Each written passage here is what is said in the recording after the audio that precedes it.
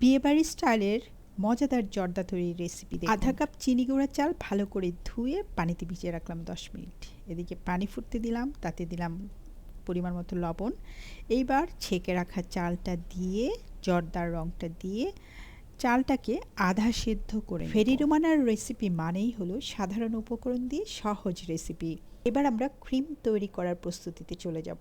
Half সেদ্ধ চাল ছেঁকে নিলাম। টেম্পারেচারে হাফ কাপ দুধ ফুটে উঠলে তাতে 1 চা চামচ কর্নফ্লাওয়ার পানিতে গুলিয়ে দিয়ে দিব। তাতে দিব ঘি, চিনি।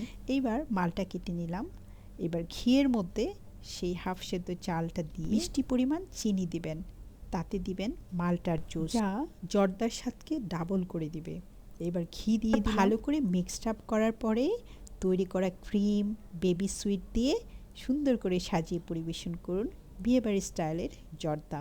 দারুণ সুস্বাদু এই জর্দা তৈরি করে পরিবারের সকলের সাথে উপভোগ করুন।